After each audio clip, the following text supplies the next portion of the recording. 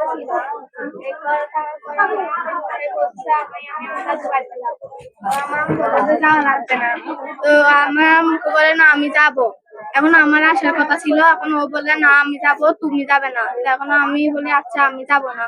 তো এখন ও কাপড় পরছে, কাপড় পরে আমার আম্মু বলছে কোথায় যাস, বলে আমি দাদু বাড়িতে যাবো। আমি বলছেন যাইস না, ধর্ম না কেনে। তখন আমার বোন বলে না আমি নেবো না, আমি খেলে আসি, খেলতে যাবে বলে আর আসি না, ঘরে আর ঢুকে না। আমি চাই ওর অনেক বেশি শাস্তি হোক, আমি চাই ওর ফাঁসি হোক, একদম ফাঁসি। আমার মন থেকে চাই ওর মানে ফাঁসি হোক। আমি অনেক বেশি ওর চাই, কেন আমার বোন এটাও ছোট, ও কিছু জানে না, ওর সাথে কেমনে এরকম করবে।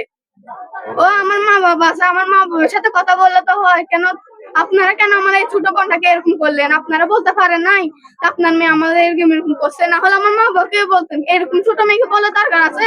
এত কষ্ট দিয়ে দরকার আছে আমার বোনটাকে? ও এখন কি দেখছি দুনিয়ার মধ্যে।